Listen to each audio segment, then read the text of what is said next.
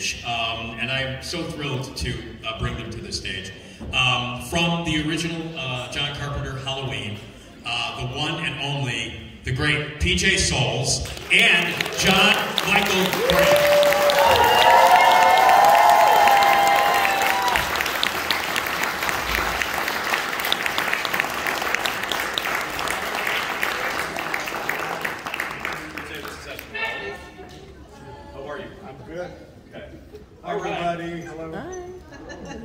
Hey, thank you for doing this, and this will be the second time that you've done my podcast in a week, PJ. Yes, totally. Yeah.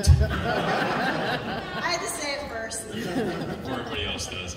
Well, thank you. Do you like doing the conventions? Absolutely, or totally.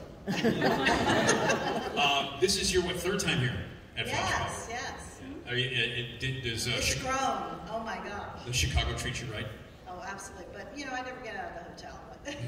Well, it's 150 degrees outside today, so I you're don't okay. want to. Okay. Yeah. John, how often do you get to Chicago? Have you ever This is my very first time. No kidding. Absolutely. Well, I'm glad you like the hotel. Totally. There you go.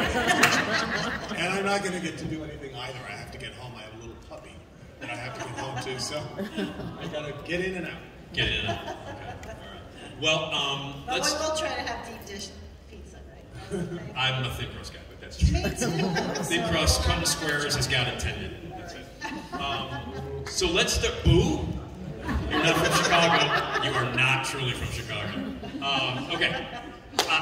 From each of you, how did Halloween come to you? Let's start with John. John, how did you get Halloween the part of Bob? I was a young, frightened actor. I was, I guess I was 17, 18, and went out on an audition for my agent, and I was lucky enough to get the call to go in. And I believe I have PJ to thank for this. In fact, you could probably tell the story. There were 3 guys, and John, after I did my audition, asked me if I would help pick out my boyfriend. And there were 3 guys, and I said, "Oh, I like this guy, John Michael Graham." So, what was the audition process? Like, what did they have you do? Well, it was unusual with this one because I got to read with the director, John Carpenter. Usually, you meet a casting agent, and then the next time you come back, and then you get to read, in front of the director. But I actually read my scene with John, and at the end. He said, "You got the part if you want it." And I said, "Of course I want it." And he goes, "Yeah, well, you're the only one that read the word totally the right way." And I said, "How else would you say it?" He said, "That's why you got the part." But I did hear that he had seen me in Carrie and had kind of specifically thought of me when he and Deborah were writing Linda. So I was very flattered to hear that. So that's unusual for you to audition for the director. Oh, absolutely, and to read with the director. Usually if the director's in the room, you're reading with the casting agent, which sucks because they're really bad actors, as you know, right? They are, so, and acting is what is in between the 2 actors. It's not so much the lines, or, but you can't really get anything going with a person that's not an actor. I mean, sometimes it happens, it's magic, but for the most part, the casting director is reading the line like this, and then you have to come back with yours.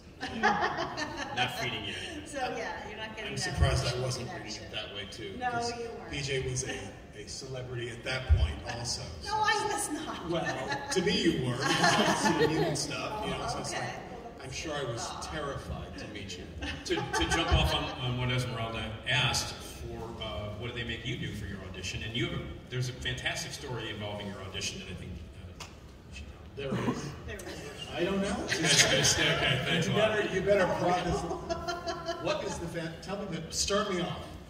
What are you wearing on your...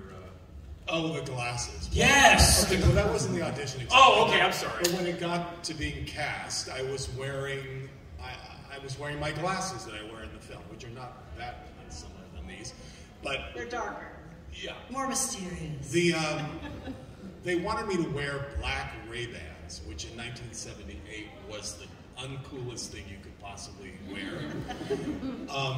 And who knew, like 3 years later, they would have been the coolest thing you could wear. But I was wearing my big 70s glasses, and I was like, do I have to wear those? Because that was like what nerdy kids wore at that point. Yeah, you were a cool Bob. Sounds cool. Doing the deed with Linda. What happened? So So, and luckily, John Carpenter said, sure, wear your own glasses, that's fine. So those are my glasses. I have those glasses still. That was my shirt that I wore in the film. I was like wearing my own clothes in the film. Well, I was too, don't rip my blouse, you idiot. Yeah. I just bought it the day before. It was expensive, true. Those are true words. And the shirt I was wearing when I'm dead hang up on the wall. They had to cut the back of the shirt out. So there goes my shirt. Did you get, did they buy you a new one at least? No. Well, I think you got lunch that day. Lunch, maybe we got lunch. The joys of low-budget filmmaking. Yeah. And that was, remember, pick up the leaves. We all had to pick up the leaves at the end of every show. That's great. Yeah.